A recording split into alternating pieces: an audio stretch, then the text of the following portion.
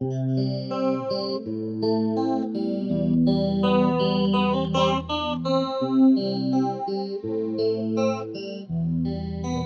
Moirot, comme Jean-Jacques l'a déjà annoncé, je suis facilitateur aujourd'hui, mais sinon, je suis aussi formateur en soft skills à travers Créa Présent, donc, qui touche à l'écologie de la personne, on va dire. Donc, ce n'est pas lié aux aliments ou dans le domaine alimentaire, mais plus le domaine de la personne. Et pour entreprendre, qui est également un blog sur l'entrepreneuriat. C'est pour ça que ces aventures entrepreneuriales m'intéressent également beaucoup à titre personnel. Mes interventions se veulent assez objectives dans le sens où je vais essayer de synthétiser ce qui a été dit, mais je vais également apporter ma subjectivité où je vais dire ce que j'ai aimé et ce que j'ai pu ressentir de ces prises de parole. En tant que diplômé en développement durable, ce sont des sujets qui m'intéressent, donc je suis vraiment assez passionné et ça va être assez compliqué d'être très synthétique en 10 minutes, mais je vais quand même essayer de relever le défi. Donc tout d'abord, nous avons ouvert l'après-midi avec une conférence sur un domaine très esthétique, très design, donc avec Wikicell. Donc c'était Jason Trell qui avait ouvert on va dire les festivités d'après le repas. Et donc c'est là que vous avez pu découvrir ces nouvelles innovations alimentaires, innovation en design, grâce au biomimétisme, imiter la nature. J'ai bien aimé l'analogie donc avec le raisin, dans lequel il exposait cette innovation, dans laquelle l'emballage serait comme la peau d'un fruit, dans lequel le contenant serait rempli de glace, de yaourt. Donc c'est comme si vous arrivez à manger un yaourt, donc un pot de yaourt, sauf que vous n'avez pas besoin d'emballage, et il suffit donc de croquer dans ce fruit qui serait en fait une création de design, une création artistique, dans lequel en plus de cette coque, finalement, donc naturelle, il y aurait des saveurs supplémentaires. Je n'ai pas pu tester, mais j'ai hâte, donc vous pouvez aussi tester donc apparemment le Wikibar prochainement, c'est bien ça? Oui, qui ouvre mi-juin. Mi-juin, voilà, donc étant résident à Paris, je pense que je vais essayer parce que je suis vraiment très curieux de voir. Et c'est vrai qu'en tant que blogueur, ce sont des sujets qu'on aime bien traiter, notamment sur ces types d'innovations. Donc voilà pour la première conférence sur ces innovations, comme quoi le design, l'art, peut mener à des innovations alimentaires dans lequel on pourrait apporter donc également un aspect bien-être, un aspect développement durable, un aspect écologique. Et Wikicell en était un bel exemple. Donc la conférence qui suivait était donc la conférence de Madame Gastaldi sur l'étiquetage, et notamment qui traitait à propos des cycles de vie des produits. C'est là qu'on a pu voir que lorsque vous mangez, je reprends l'exemple du yaourt, avant de manger le yaourt, vous avez pu voir par exemple tout un cycle de production en partant déjà donc de la vache, mais même avant la vache, il fallait déjà la nourrir, la vache, pour pouvoir faire le lait, pour ensuite avoir la matière première pour construire le contenu du yaourt, sans parler du contenant avec l'emballage, l'étiquetage, etc. Le transport qui va avec, c'est très complexe. Et finalement, c'est en décortiquant la complexité donc, de ce cycle de vie qu'on arrivera à identifier les étapes sur lesquelles on pourra être perfectible et donc efficace et réduire l'impact donc de ce produit sur l'environnement, même d'un point de vue économique. Donc même si l'on peut voir une étiquette sur un produit, derrière il y a énormément de travail en amont qui a été réalisé sur toute cette étude de cycle de vie. Donc même si l'étiquette à l'origine n'est qu'une indication a priori, cela a quand même quelque part de l'impact déjà en soi, seulement par rapport à cette pédagogie que l'on a vis-à-vis des citoyens, des consommateurs. C'est-à-dire même moi en tant que consommateur, maintenant je serai peut-être plus vigilant sur les emballages que je vais voir, en voyant par exemple, si je prends ce produit, par exemple un yaourt qui aura un impact environnemental de 10%, alors que je pourrais en choisir un à 5%, peut-être que mon choix sera inconsciemment guidé. Donc, encore une fois, donc une intervention très enrichissante de ce point de vue-là. Ensuite, une autre intervention, donc cette fois-ci de Monsieur Goguet, qui était traiteur, et qui apportait encore une fois une vision d'innovation à travers de nouveaux produits pour lesquels on ne sommes pas habitués d'utiliser dans le quotidien. Lorsque l'on a envie de manger une friandise, on a envie de manger une pâtisserie, on a besoin de sucre.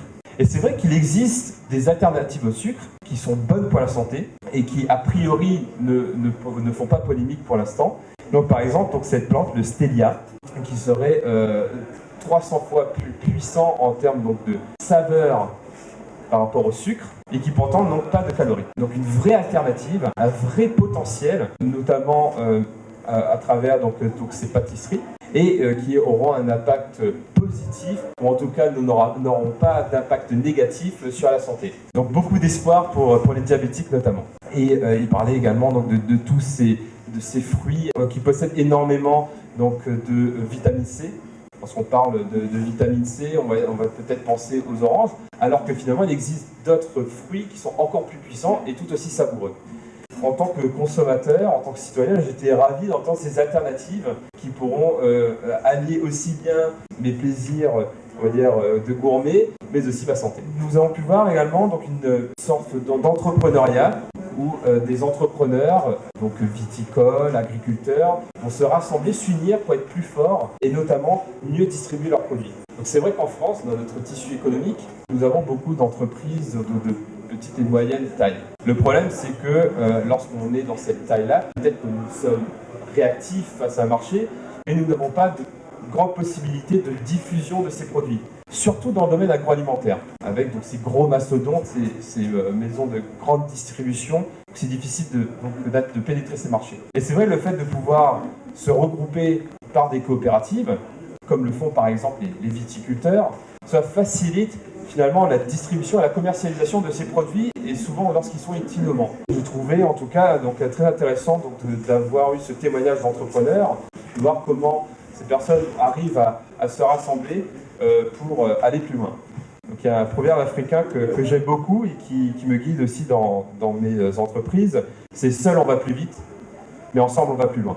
Et je pense que là c'était bien exposé à travers donc, cette conférence de Fresh Elixir. Et enfin, donc, la dernière, la plus fraîche, celle donc, de BioVitality, par Monsieur Poiré, à propos de l'énergie.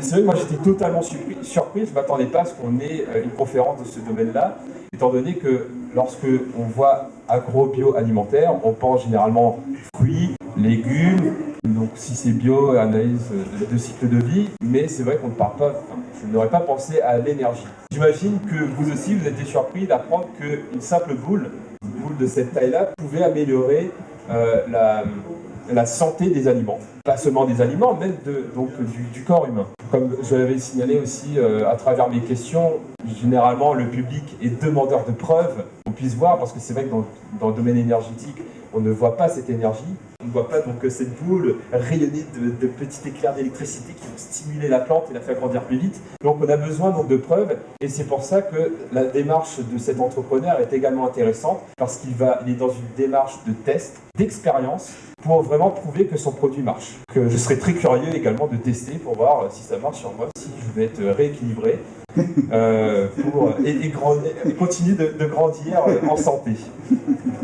En tout cas, encore plein d'innovations très prometteuses. Là, si on fait un petit exercice de créativité, si vous arrivez à associer cette boule qui va augmenter, on va dire, donc la productivité agricole, associer cette boule à des productions, par exemple, de ces fruits rares qu'on va utiliser de plus en plus pour faire, donc, par exemple, le sucre ou le cam-cam par rapport à la vitamine C, si je ne me trompe pas, on pourrait faire grandir ce type de plante plus rapidement. Et ensuite, pourquoi pas s'organiser en coopérative pour diffuser d'autant plus ces innovations agroalimentaires. Donc je trouve que ces idées, ces innovations sont très prometteuses. Les idées vont fuser très rapidement, j'imagine.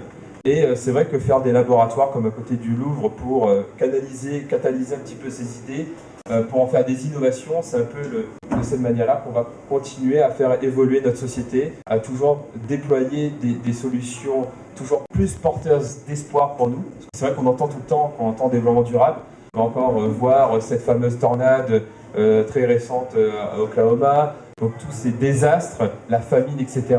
Mais c'est vrai qu'on ne parle pas encore assez, je trouve, de cet optimisme, de cette énergie, de ces innovations dont fait preuve l'humain et qui lui a permis de survivre jusqu'à maintenant. Moi, je reste optimiste et je pense que ces conférences en sont la preuve. Je crois que c'est tout.